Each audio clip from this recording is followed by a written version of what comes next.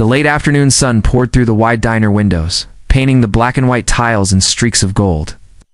The soft buzz of conversation and the clatter of dishes filled the air, blending with the smell of bacon and coffee. At a corner booth sat a little boy, no older than 7, with big brown eyes and a shy smile. His name was Malik, and he was tracing circles on the tabletop with a straw, waiting patiently for his milkshake. Across from him sat his mother, Janelle, her face glowing with quiet pride. She had just told Malik that his father would be joining them for dinner tonight, a rare thing. His father traveled often for business, though Malik never quite knew what that meant. All he knew was that when his father walked into a room, people seemed to straighten up and choose their words carefully. But tonight, Janelle wanted things to be normal, just a simple family dinner. Everything felt calm until the door swung open. A group of teenagers entered, their laughter too loud, their swagger too forced. At the front was Ricky, a tall, pale kid with a buzz cut and a mean smirk. He strutted past the tables like he owned the place, slapping his friends on the shoulders and throwing looks around the diner like he was daring someone to look back. When his eyes landed on Malik, his smirk widened. The boy's chocolate milkshake had just arrived. He was stirring it with excitement, trying to make a perfect swirl, when Ricky stopped at his booth.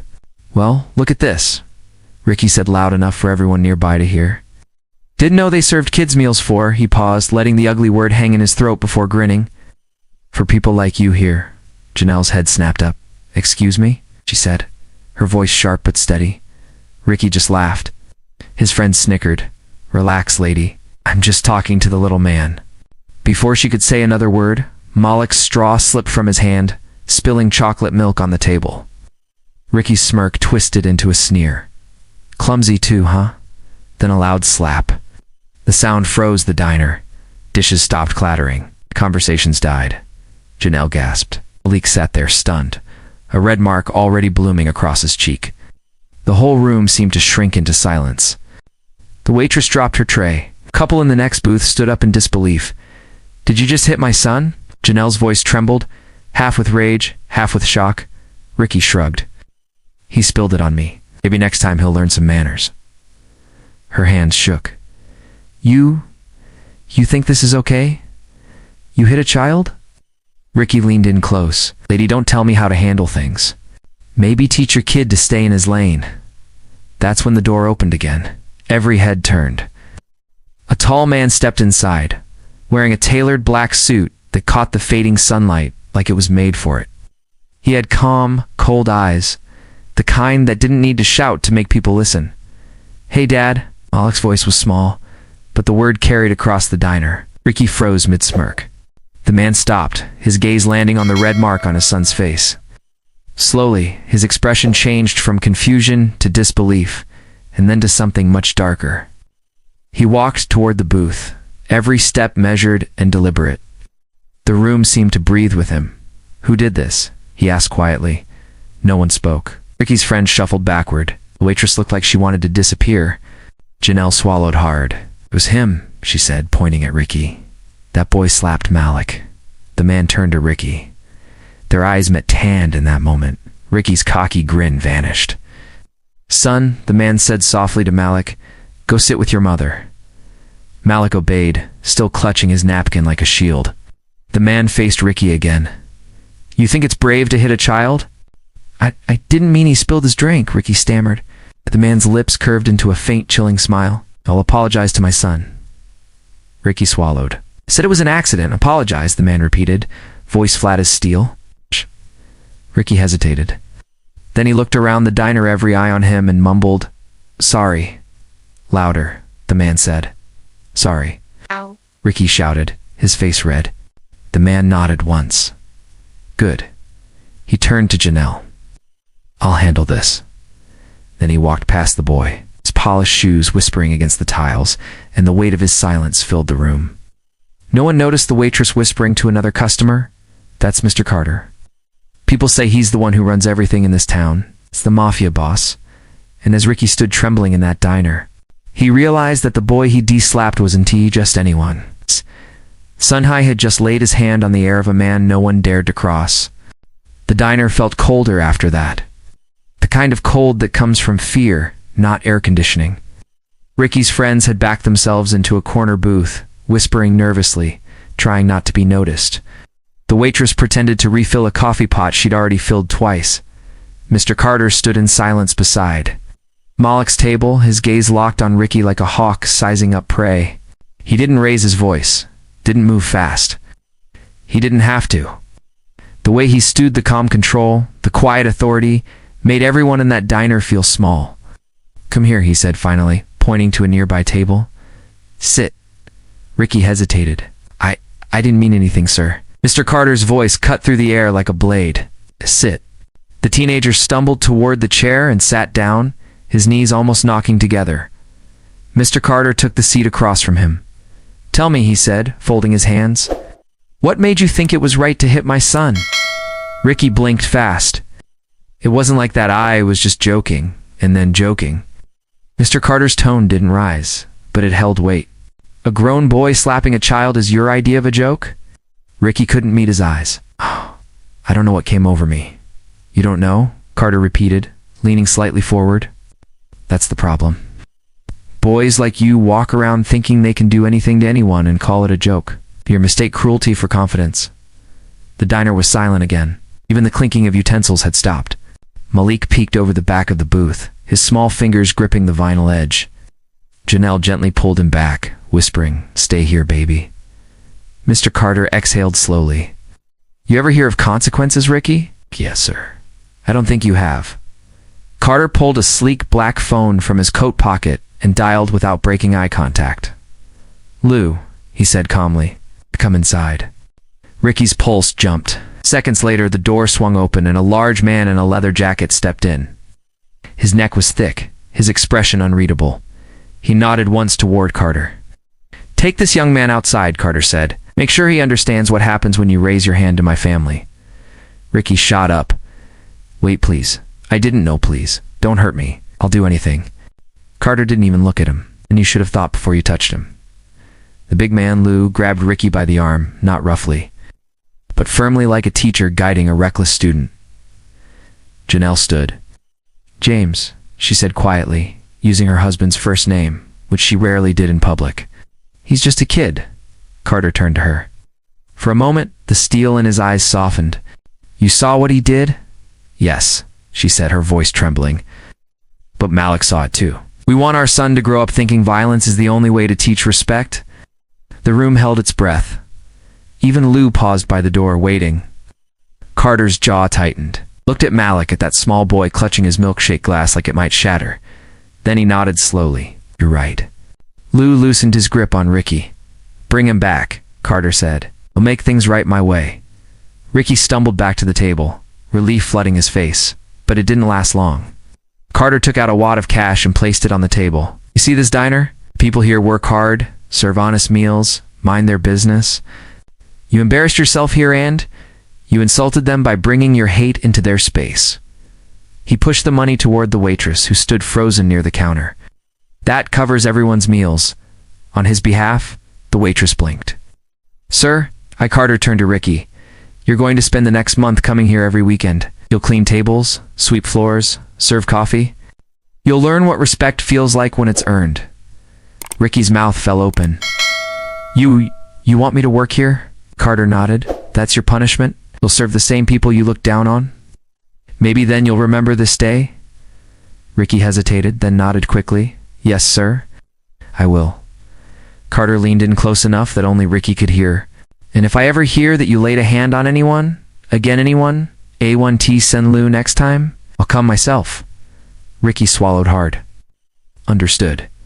When it was over, Malik looked up at his father. "Daddy, are you mad?" Carter smiled faintly.